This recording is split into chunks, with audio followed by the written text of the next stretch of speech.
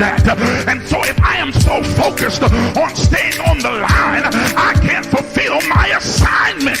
But my God is big enough to handle my fault, my strokes, grubs, my mess ups, because he's already prepared for what I might do. He knows what I'm going to do before I do it, and he already made preparation for me before I get there.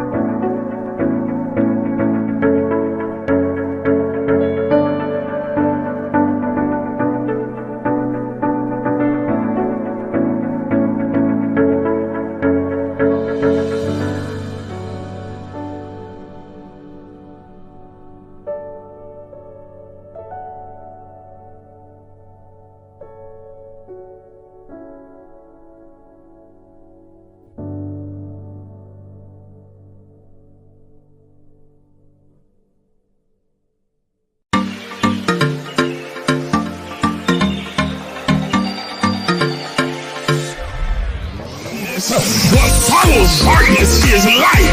That darkness is the indicator that light is getting ready to shine. So there it is in Genesis, when darkness was upon the face of the deep, and God in the spirit form moved upon the face of the waters, and then God said, let there be. Because darkness precedes the light. Are you understanding what I'm saying? But he needs the darkness there so that God can move upon the face of the deep, so that the shift can take place. Listen, look at your neighbor and tell your neighbor that shift take place in the darkness.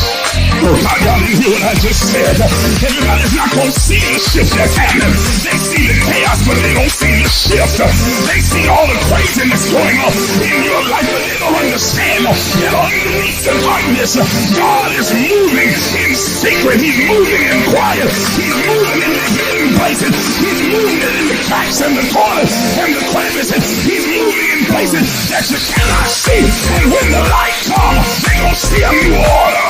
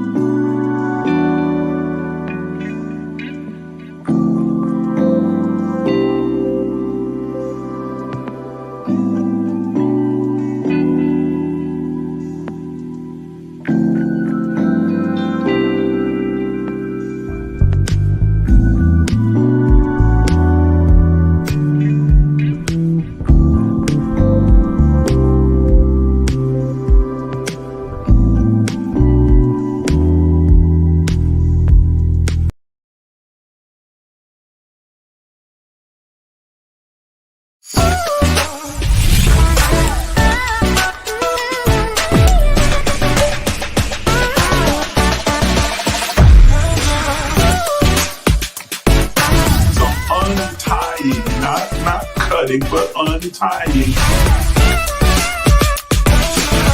And so the universe then has no choice.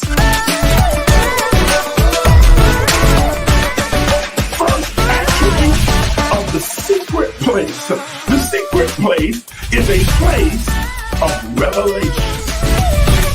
It makes you free because it awakens awakens you and makes you consciously aware that everything that you thought was holding you is an illusion.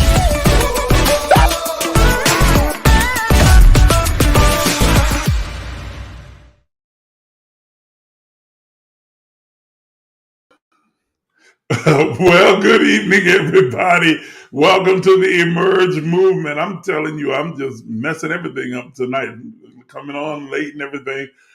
But I am glad to be here. I'm glad that you are here, and we're going to have a very interesting, robust, and comprehensive conversation tonight. I am so glad you chose to join me tonight. I'm your host, Isaac J. Miles, and I am excited about sharing with you as we continue our study in the book, The Four Agreements. And our focus tonight is on the second agreement: don't take anything personally. This is the perfect topic. We began this a couple of nights ago, and we're going to pick it up from there. This is the perfect topic for those of you who are in the maturation process, and as well as those of you who are seeking to rediscover your own divinity, embrace your identity, your spiritual identity. And we're here to empower you on your journey towards spiritual wholeness. And so you are in the right place at the right time in the right conversation. And I'm so glad that you're a part of us and that you have chosen to participate. As you come into the room, do a couple of things for me. Please take a moment and tag and share with as many people as you can. Share this broadcast on your page as well as any groups that you may be a part of. As always, those of you watching on YouTube, you can copy the link and send it out to your group chat or send it to your friends and families. But make sure that you tag and share. The second thing that I'm going to ask you to do, those of you who are on tonight with me, I know that many times, people jump on and you just kind of sit in the gallery and listen, and that's absolutely fine. You're not forced to say anything except for right here. If you are on with me tonight, all I want you to do is just signify that you're here by saying hello or hi. There's a few that have already done that, but I want all the rest of you that are on, if you will, just in the comments, just say hello or hi or, anything, good evening, whatever you feel like saying, but just to say that you're here so that we can acknowledge each and every one of you. I see you. I see you. I see you all. I see you coming in now. Please do that for me. So glad to see each one of you. So glad to have you here. Glad that you have chosen to be a part of the conversation. But it's going to be a really, really, really good conversation. It's going to be good. I'm telling you, it's going to be good. Gonna be good. Gonna be good. All right, listen. So let's pick up where we left off. Today's Thursday, so that was on Tuesday night, because we ended up having to skip last night, and I apologize for that. I do apologize, but thankfully we are back on tonight, and so we're able to continue the conversation. Let's pick up where we left off. Just to kind of review a little bit and lay some groundwork. This book, The Four Agreements by Don Miguel Ruiz, is one of those books and writings that I recommend to everybody, but especially those who are just beginning a spiritual awakening, beginning a spiritual journey, a path. I often get people, who are just now, are newly starting to embrace their spirituality, and they're wanting to know where to start. What book should I start with? Is there something I should read, something I should be doing? And I always give them the 5 keys to the universe. And y'all remember that whole teaching that we did. I give them that teaching and I explain to them what those keys are and how they can use them. And then I recommend this particular book. I also give them the 12 daily affirmations. And then I recommend this book. This book is an absolutely wonderful, wonderful tool for those who are wanting to grow your spirituality, to grow in your spirituality, to grow in your understanding of God and of yourself, and to really begin to recapture control over your life. Many times we find ourselves having been, and the author talks about this in the introduction of the book, where we have been domesticated, is the term that he uses. We've been domesticated or programmed, not maliciously in most cases, but with good intention by our mother and father and family members uh, and the people in our environment, our community, our culture, our religion. They all began to indoctrinate or to program or domesticate us. In other words, they teach us not how to think, but what to think.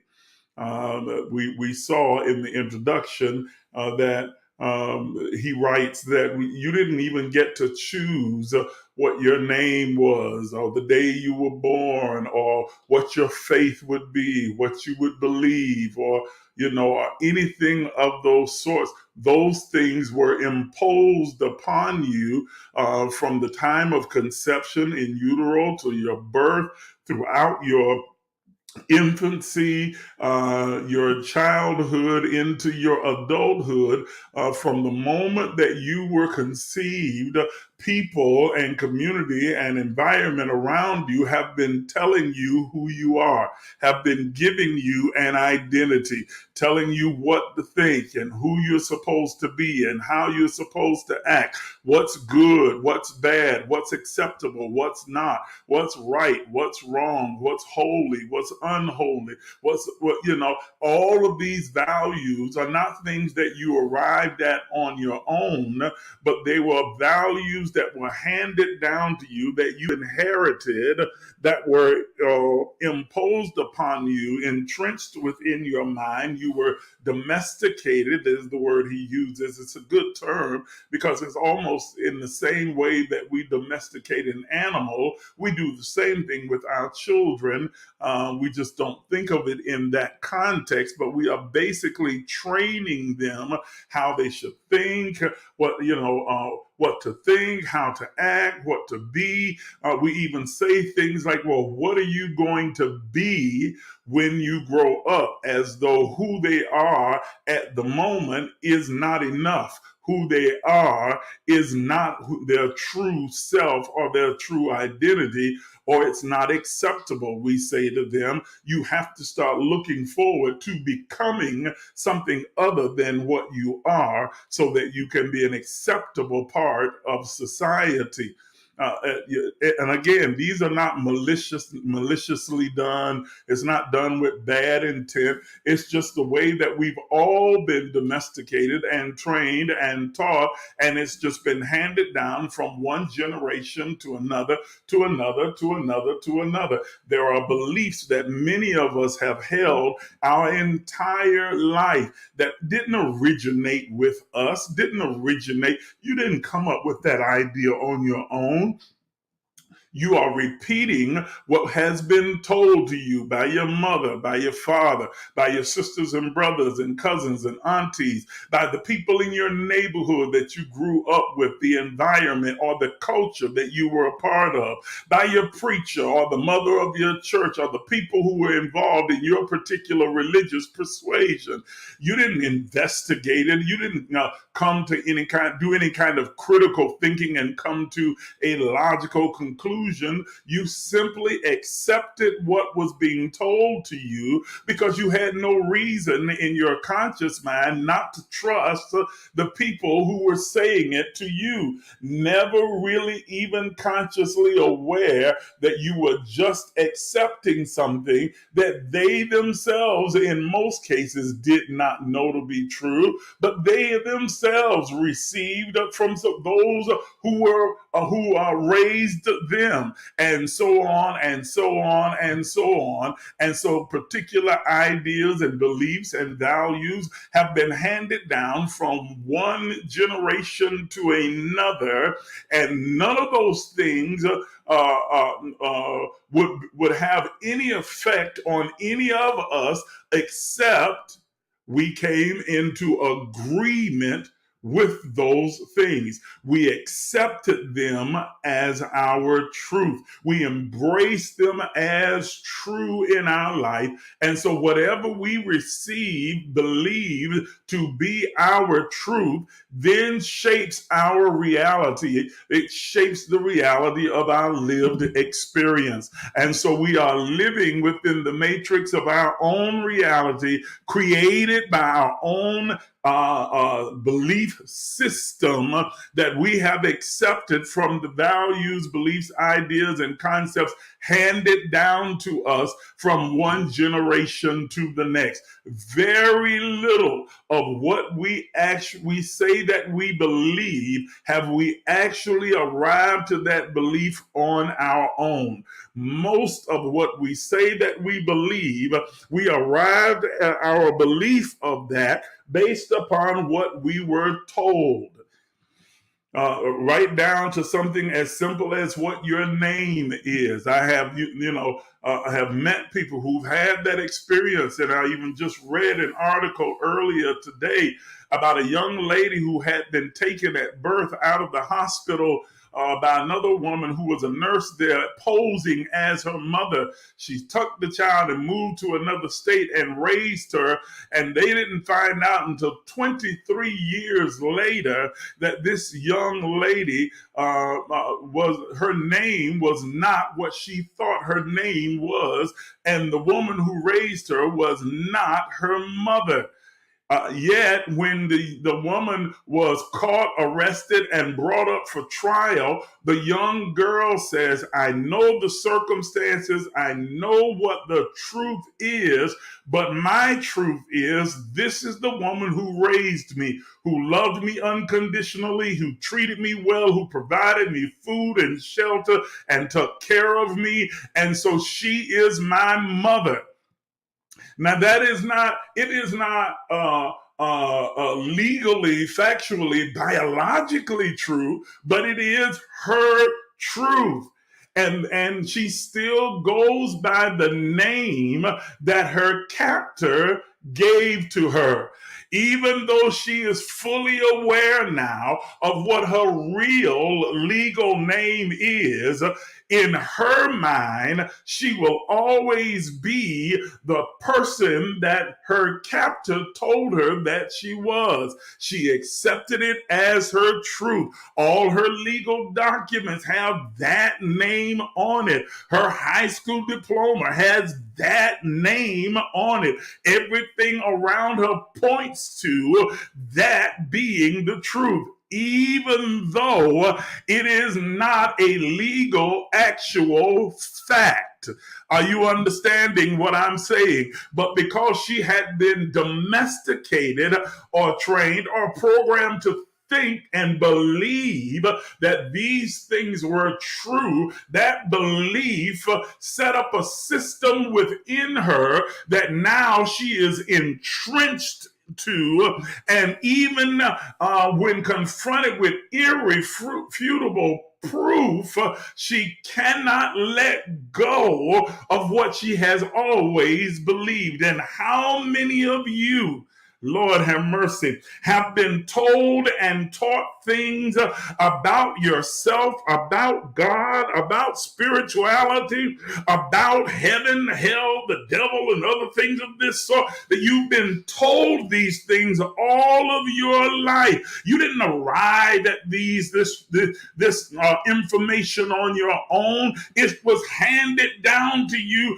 from one generation to another, from a preacher, from a prophet, prophet, from a family member, and they told you this is the truth. And so that even when you are confronted with irrefutable proof that what they told you is not true, it becomes extremely difficult and challenging for you to let go of what you have held on to and believed to be true for you. It's your truth and your whole world. That's it. Your documents, your high school diploma. You understand what I'm saying? Your whole world has that label on it. Your whole world says Christian. Your whole world says that you are slow, or that you are ugly, or that you are retarded, or that you are stupid, or dumb, or fast, or hard-headed, or mean, or whatever you were labeled and told, because faith, that is what you accept as your truth, comes by hearing, ekion, by consistently hearing again and again and again. It becomes entrenched within your mind, and it echoes so often within your mind that you begin to mistake the voices that are echoing in your head as your own. Now you start to actually believe what has been said concerning you, and you start saying it about yourself. Woo! Are you hearing what I'm saying? And so, in order for you to come out of alignment with those things that have been spoken over your life that are not true, that don't define who you are, you have to break those old agreements and begin to make new agreements with what you have come to know to be true on your own. Are you understanding what I'm saying? When you come to realize that there is nothing wrong with you, that you are not a sinner, that you are not stuck in the muck and the mire, that you are not on your way to hell, that you are not slow, that you are not fast, that you are not dumb, that you are not ugly, or any of the other terrible things that have been hoisted upon you your entire life, that you are not a bad person, a mad person, an evil person, hard to get along with. You are none of those things. You are fearfully and wonderfully made in the likeness and the image of God. You are a divine, unique expression of the all of everything. Everything that is God is you, and everything that is you is God, because you and God are one. You are not broken. You are not dysfunctional. You are not a mistake. You are not an error. You are not a wrong or a sin. You are the apple of God's eye. Are you hearing what I'm saying to you? And you got to begin to come into agreement with that without controversy and without any preconceived notions or ideas, without any prerequisites. You are one with God, whether you have ever been inside somebody's church or not, whether you've ever been dunked in water or not, whether you've ever been a part of this particular mosque, or if you've ever been a part of, had an imam, or whether you've ever had a guru, whether you've ever ascribed to any religious ideology or not, you are still the divine, unique expression of God, the creator, the all of everything, the divine mind, the universal being, the supreme power, that energy, that force, that is who you are one with. God's not angry with you. God's not mad at you. God's not against you. And nothing in this world is against you. Everything is for you. And you have been one and a part of God from the foundations of the universe and the foundations of the world, that before there was ever a let there be and a heaven and the earth, you existed within the isness, the ether, or the mind of God as a thought. For in the beginning was the Logos, a word, a thought, an idea, a concept, and that word, thought, or idea, or concept, it is you and I, because we were known and chosen in him, in God, before the foundations of the world. And from the moment that we existed in him, before he ever said, let there be, before there was ever a heaven and an earth, you and I were one with God, in God, and we are that divine word, logos, thought, idea, or concept that has proceeded out of its mouth, that will not go out and return to him void. No, it will reap what it's supposed to reap and accomplish the thing whereunto it is sent. You have left out of the mind, the ether, the isness of God, and entered this three-dimensional word form with purpose, a divine purpose, an original intent attached to your being, woven and loaded and coded into your DNA, that you would experience and express God in the earth and began to accomplish these things, these great exploits, because they are a part of your divine makeup. You are not wandering and pondering around in darkness. You are the light that proceeded out of darkness, lighting the path toward your destiny. Are you understanding what I'm saying to you? Woo! Whoa, I got a little hype again. I'm trying not to. I want to just have a conversation. And that's just in the introduction of the domestication. Then we got to the first agreement. We're going to get into the second one and finish it up tonight. And the first agreement, the very first agreement, what was it? Lord have mercy. I just drew a blank.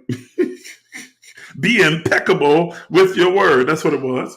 The very first agreement that we need to make, the first thing that we need to align ourselves with, is that we are going to affirm that we will be impeccable, that is, without error. We will say what we mean and mean what we say. We will be very circumspect with our word, because we understand that our words are a vibrational, creative force that goes into the atmosphere and causes a chain reaction throughout all of nature and the universe, because you are the voice of God in the earth. So when you open your mouth, all of the universe and all of nature responds by aligning itself with what comes out of your mouth. Jesus is purported to have said that you will have whatsoever you say. In another place in the Bible, it says that death and life are in the power of your voice, your tongue, or the words that come out of your mouth. That vibrational force can either cause things to live, or it can cause it to die. It can breathe the breath of life into a thing, or it can suck the very life out of it and cause it to wither and die, because you are that divine, powerful force, and everything around you, that is, everything that exists in this three-dimensional world, is designed to serve you.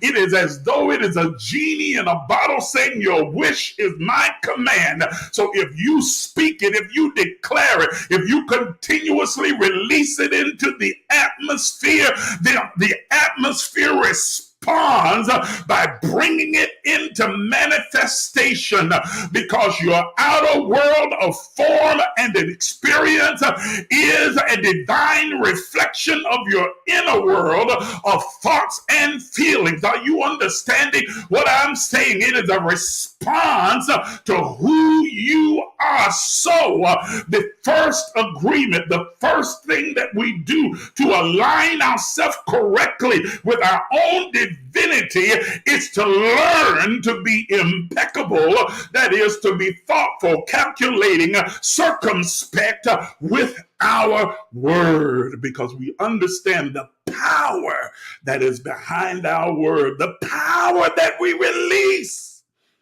when we open our mouth, the power that's released with the sound and vibration of our voice, the power that is released when the force of the divine leaves the corridors of our mouth and enters into the atmosphere and begins to interact with all of the universe and nature.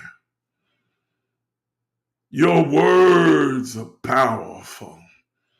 Your words are not just mere careless trinkets thrown out. Your words carry weight. They carry powers.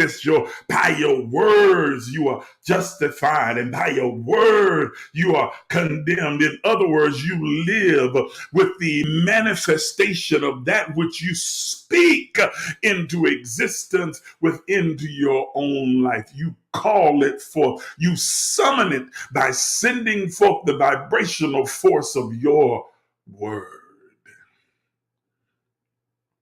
And so he says, if you're going to rightly align yourself, correctly align yourself with your own divinity, with the divine God, all of everything that lives in you, through you, and as you must first begin to eradicate the reckless behavior of being reckless with your word, reckless with what comes out of your mouth, speaking before you think. Y'all not saying nothing, reacting and being reactionary, and without giving thought, without being critical in your thinking, intuitive, speaking from your intuitive knowing, rather than just speaking out of emotions, emoting rather than feeling. Are you understanding what I'm saying?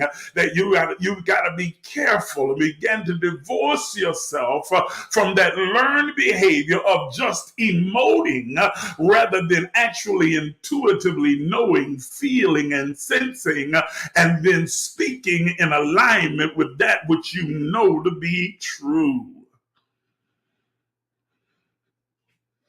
And then he brings us to the second agreement, which is where we are tonight, which is don't take anything personally. Don't take anything personally. It's warm in here. I need to turn on the heat or something. I'm taking this heat personally. No, I'm kidding. I'm being silly. Don't take anything personally. Okay? Listen to me.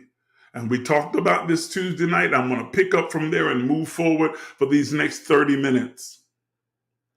When we talk about, we're discussing it now, John. When we talk about don't take anything personally, okay?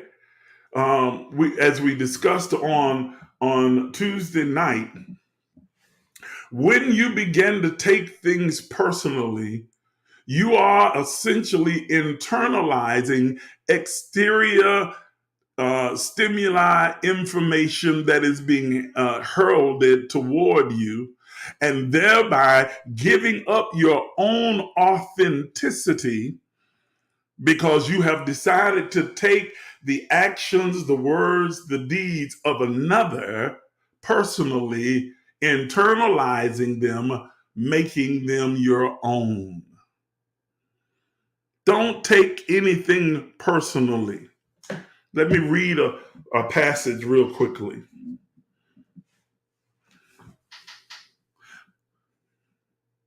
He says, nothing other people do is because of you. It is because of themselves. All people live in their own dream or the matrix of their own reality in their own mind. They are in a completely different world from the one we live in.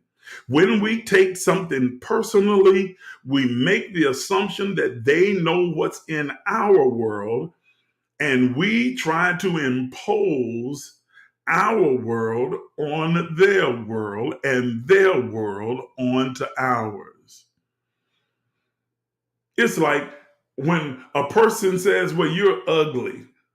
When someone says that you're ugly, they're not speaking from a factual basis. They're speaking from their perspective, their opinion, from their perception that is shaped by their world.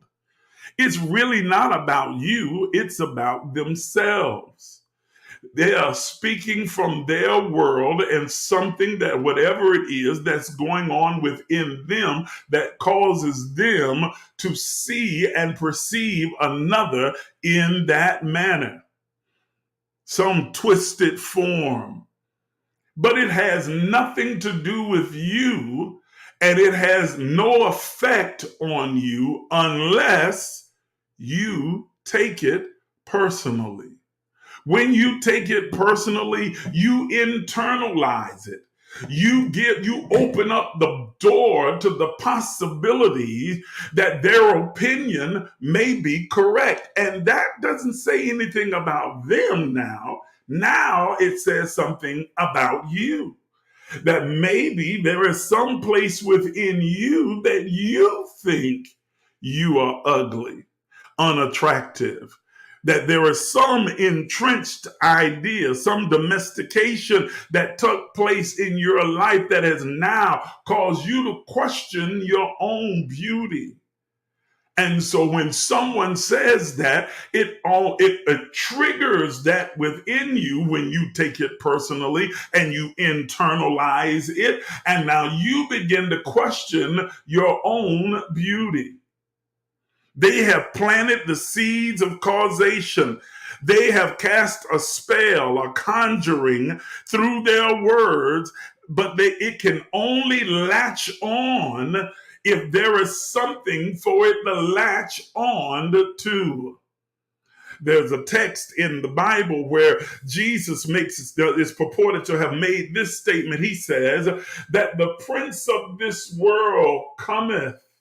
He was approaching the crucifixion, approaching the suffering, the passion. And he says, the prince of this world, that is speaking of the metaphorical devil, demon, or Satan, cometh, but he has nothing in me. Listen to what he says. He says that this attack, this adversary is coming, but it has nothing in me. Listen to that again. He says, this attack, this adversary is coming against me. I have no control over whether it appears, whether it comes, whether I encounter it, but I do have control over the effect that it has on me because it has nothing in me on which to latch itself. There's nothing in me to be triggered. There's nothing in me that it can hold on to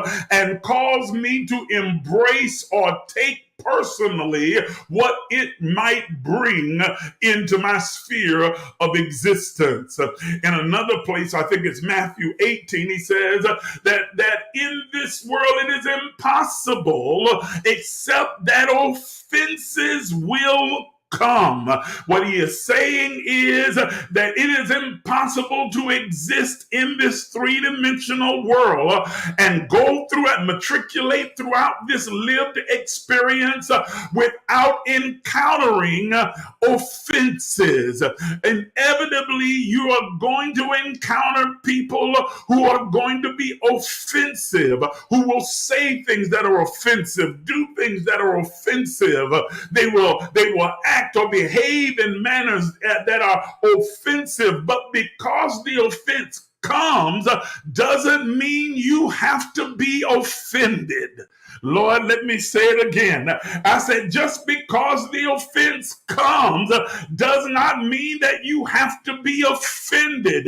You only become offended when you internalize the offense, when you leave room for the possibility so that the seed, that malicious, maladaptive seed is now planted within the soil of your soul because you decided to take it personally. You opened the door and allowed it in. You allowed it to find space within your own conscious mind. And so now it went from being an offense to your being offended. But you have the power, you have the authority, you have the choice, ladies and gentlemen. You can choose whether you're going to be offended or not. You can choose not to accept the offense, not to open the door to any possibilities of the offense. You can choose not to be offended by simply not taking anything personally. Now, ladies and gentlemen that are watching and listening to me right now, please know that I am not by any means creating a fairy tale Disney World, lollipop land type of circumstance or world that we live in, pretend world. I understand how challenging it is to arrive at the place where you don't take anything personally. So I am by no means saying that any of us are going to arrive there tomorrow, next week, or next month. But there has to be a starting place, at least a starting place. And as you evolve and grow and mature, you take less and less and less personal, and you become harder and harder and harder to offend because you no longer see the offenses of others having anything to do with yourself. Let me read a little bit more of what he says. He says, if someone gives you an opinion, he's kind of saying what I was just got through saying, and says, hey, you look so fat. Don't take it personally, because the truth is that this person is dealing with his or own feelings, beliefs, and opinions. That person tried to send a poison to you, and if you take it personally, then you take that poison in, and yes, it becomes yours. Taking things personally makes you easy prey for predators. Are you hearing what he's saying? He says, when you begin to take things personally, when you internalize, when you open up your heart to the possibilities of whatever the thoughts, opinions, or concepts of another is, then you are taking in their poison. You are allowing them to begin to dictate your life. Or as I said on Tuesday, you become the actor in somebody else's movie. They're writing a script and directing a movie and put you in it, and you don't even get to choose your own words. You're just saying the words that come from a script that somebody else wrote. You are just living out a part. Are you understanding what I'm saying? You are living out a part, acting out a part that is not even designed for who you really are. And so now, rather than living in your authentic truth, being your authentic self, you are now pretending, living under the pretense of what someone else has decided that you are. Because you internalized it rather than recognizing that this has nothing to do with me. This has everything to do with them and what's going on with them and how they see themselves and their own fear and their own pain and their own hurt. Are you understanding me? Because there's an old saying, it's true. Hurt people hurt people. People act act many times maliciously, hurtfully, because they themselves are in pain and because they don't know how to adequately address that pain. Sometimes they're not even fully consciously aware of that pain. They act out, they strike out, but that has nothing to do with you and everything to do with them. It only becomes an issue for you if you take it personally. Are you understanding? Don't, he says, take anything personally. I'm going to read a little bit more because I'm running out of time. When you take things personally, then you feel offended. Remember, we just got through talking about offense and offended.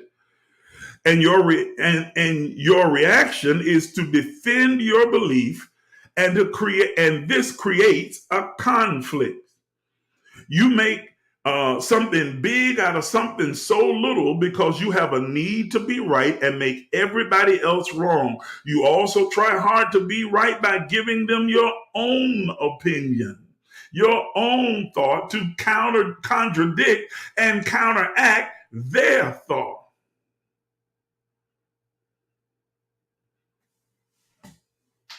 Okay, John says he doesn't agree. Let's put it up on screen. I don't know if I agree with what you're saying. I treat people the way I want to be treated or how they treat me. I'm not going to sit back and just let someone embarrass, humiliate, and belittle me without responding in kind. If that's where you are, and I just got through saying, I understand that it's a unique challenge to not take things personally. And by no means am I saying to sit back and allow people to just abuse you. But you can remove yourself from the situation. You can remove yourself from the circumstance. You can remove yourself from the encounter, from the relationship. You don't have to respond. You choose to respond. You don't have to get angry by it or be hurt by it or be humiliated by it. Humiliation is a personal choice. If you choose to be humiliated, then you will be. But you can choose not to be, and you can also choose not to allow that particular thing, person, or behavior to be within your sphere of presence where you are. You can remove yourself from it. You can walk away. You can absolutely walk away. Or you can take it personally, become offended, and feel the need to defend and fight and strike back and respond. Okay. And then that person feels the need to do the same thing. And then so now you are, and then they are, and then you are, and then they are, and then you are, and then they are. And before you know it, we have an explosion. There's either going to be a fight or it's going to end on really terrible bad terms, or there's going to be some other thing that comes out of it that's undesirable for both parties. And again, I know what I'm saying is challenging.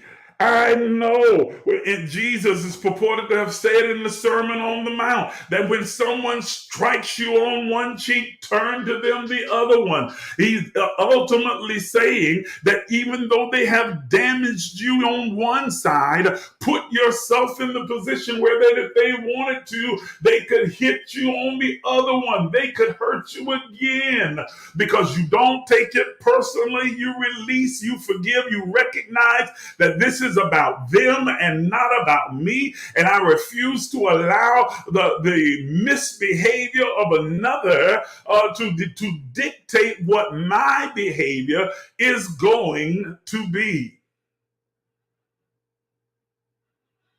You know, even the statement that I treat people the way they treat me. I know I treat people the way that I choose to treat them. How I'm going to treat them. They don't get to dictate how I'm going to act. Oh my goodness, my internet seems to be going in and out. I don't know what's causing that. But stick with me for as long as you can. Hopefully I'm still on. Can y'all still see me, hear me? Say something in the comments if you can. I just saw my whole screen blanked out and then it popped back on. Are y'all still there? Am I still with you? Let me check over here.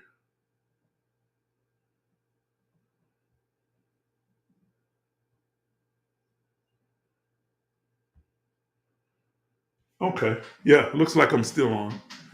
Looks like I'm still on. Hope you didn't miss all of what I was saying.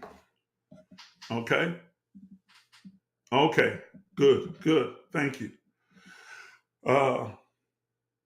Where was I? Oh, yeah. I'm not going to allow what someone else to decide or dictate how I'm going to treat them, how I'm going to act, how I'm going to respond, how I'm going to be. I'm going to show up as my authentic self, regardless to how they might show up. To react and to respond is to give away my power.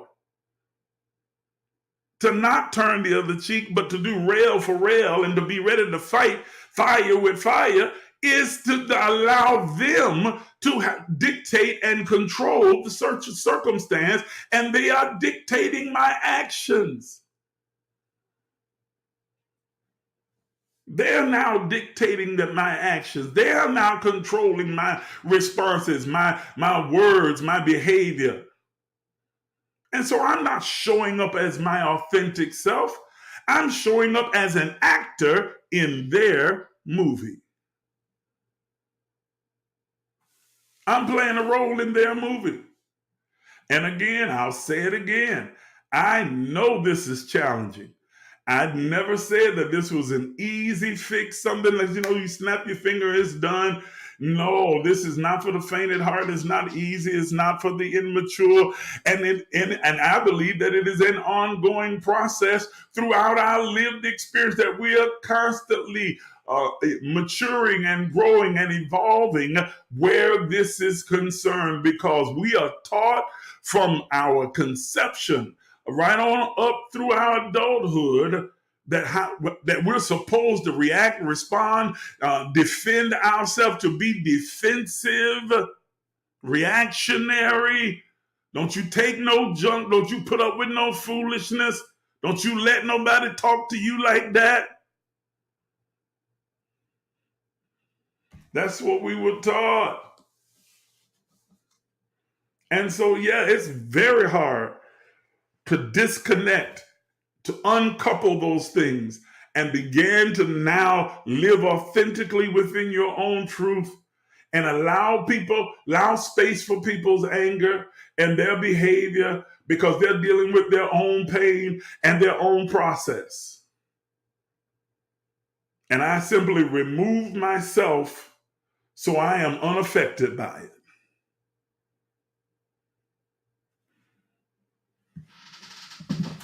You know what I'm saying? That's just like with social media.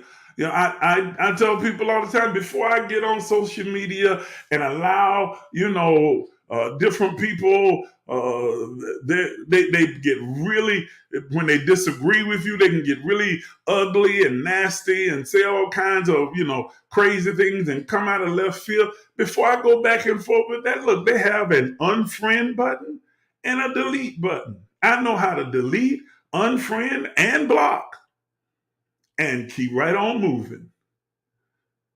Are you understanding what I'm saying? I know how to get up, get in my car, and go home. Okay, things getting out of control, out of hand here. Okay, fine. I choose peace. My peace. This ain't about yours, ain't about anybody else's. I choose my peace. And rather than sit in a uncomfortable, heated, crazy situation, or see it escalate to where we're ready to fight and go about, no, man, I know how to get up, go get in my car, go home.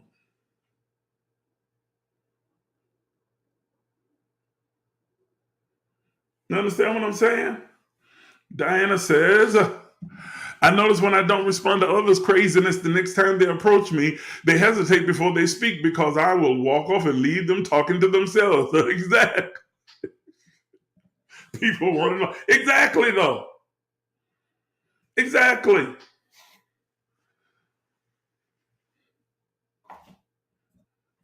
Okay? Because an eye for an eye leaves everybody blind.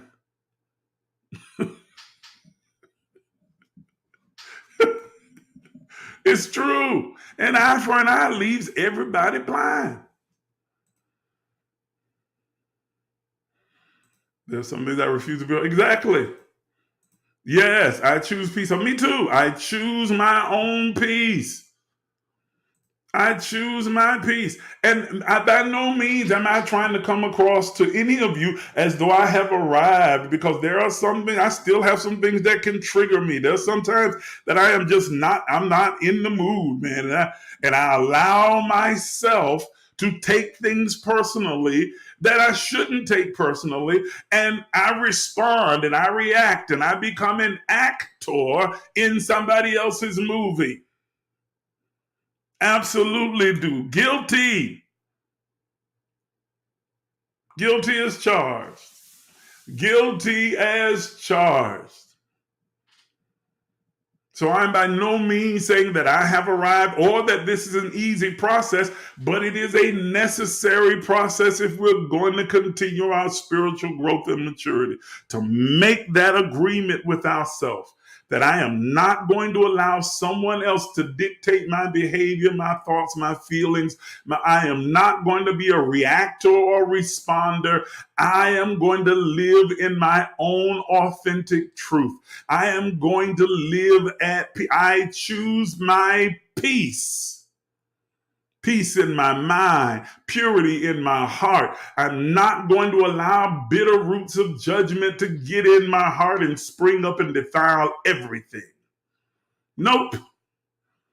I refuse to walk in bitterness, resentment, hatred, grudges, and because of the opinions, thoughts, and behaviors of other people. I just refuse. I refuse. That is a sign of growth and maturity. That is a process we all have to go through. Don't take anything personally. Be impeccable with your word. Careful about what you let come out of your mouth. Think before you speak.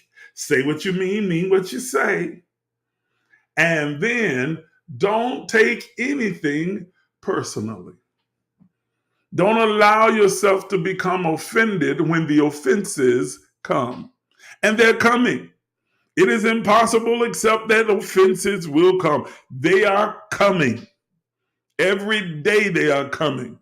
From every direction. Sometimes from family members and friends and loved ones and people you've known for years. They are coming. You get to decide and choose whether you're going to be offended. The offenses will come. You are bound. Are you hearing me? You are bound to encounter situations, circumstances, relationships that you are going to have offenses that will arise in. But you get to decide whether you're going to be offended or not. And that's when you take a beat in your impeccability with your word and decide, I refuse to take this personally. I refuse to internalize this. I'm not going to allow myself to get angry, upset, mad, defensive, or any of these other things because of the behavior, the painful responses of another person. No, or another thing, or another situation. No, I choose my own peace. I choose to live in my own integrity and righteousness. I choose to walk in love. And you have to choose peace and choose love every single day, several times throughout the day. You have to choose peace and choose love every single day, several times throughout the day. You can either choose violence or choose love. Choose anger I choose peace.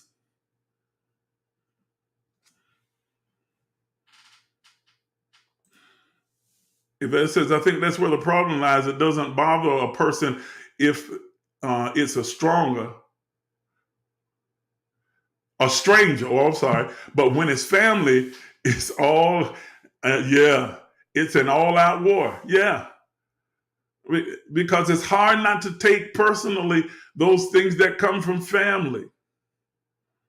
Man, that's an issue I'm working on right now. I've been working through it for years. Y'all know I'm very honest and transparent. I've been working through some things, some family issues for years. Still trying to overcome and to heal and to not continue to take things that I internalized, things that I took personally, things that I allowed to wound me. And I have now put up a fence and become guarded and careful and distant because I took those things personally. And I'm still working through them. That's a difficult thing. So I absolutely understand what you're saying, John. I absolutely do. I understand it 100%. It's not an easy task, but it is an absolutely necessary task if we're going to walk, live, and maintain our peace. Walk in love.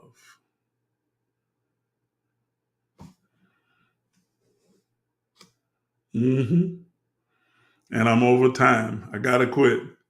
But boy, I'm telling you, this one right here, this is a challenge right here. Because if you can conquer these first two, then the next two, even though they have their own specific challenges, they are not as challenging as these first two are. Being impeccable with your word and not taking anything personally.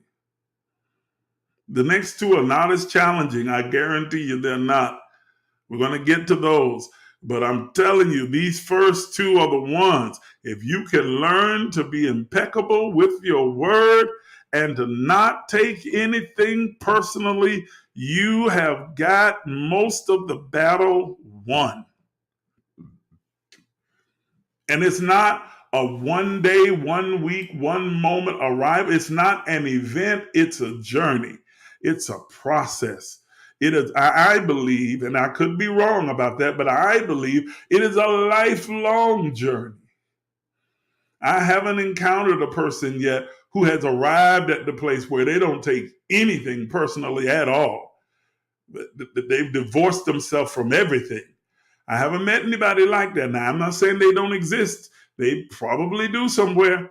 I just haven't encountered them. Okay? Heard this. I ain't never cared because I'm responsible for my happiness, peace, and sanity. Well, you're doing good. There are some things that I care about. Some things that I still allow to bother me. I have to be honest. She said, I just ran out of cheeks and left them alone.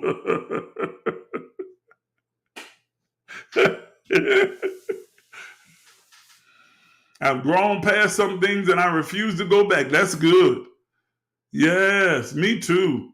I mean, not everything. I still got a long way to go, but there are some things that I've conquered and I am just not going back to it. I'm not. I'm not better than anybody, but I'm better than a whole lot of things. And I am better than that.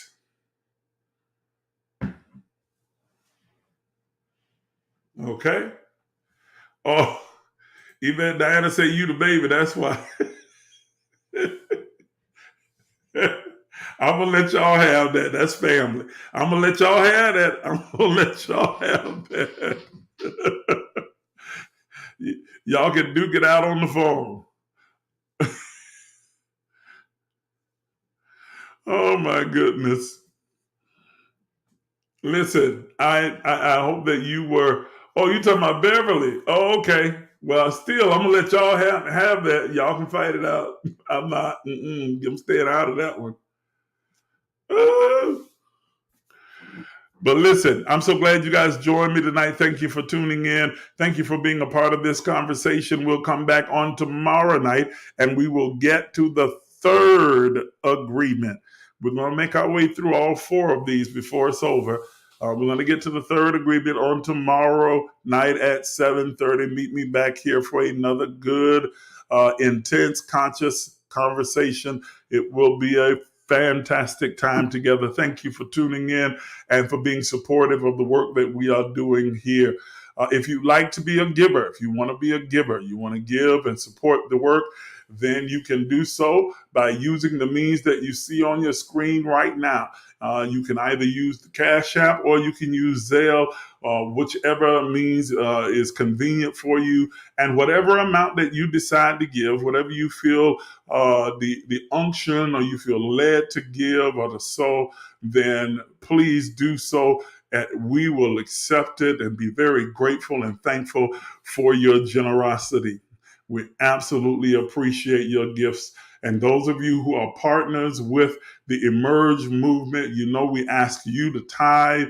It's not a mandatory, it's not a manipulative hammer hanging over your head or anything along those lines. But we just ask you to support the work with your tithe. And so please remember to do that. Those of you who can and will, you are more than welcome to do so. We appreciate your support. We absolutely appreciate your support. All right. So we're getting ready to get off here. We're getting ready to get off. You know what I noticed? Wait a minute. I just noticed this. Hold on. Let me look again, see if I'm missing something here. Where's Toya tonight? Diana, where your buddy? Where's Toya? She don't normally miss. Yeah, she is MIA. I need to text her and find out what's going on with Miss Toya. Check on her, Diana. Make sure that she's all right. Now, if there's something wrong, let me know what's going on. See what I can do to help out. Thank every single one of you. I appreciate you. I love you. I adore you. And have an absolutely splendiferous night and make tomorrow the best day ever.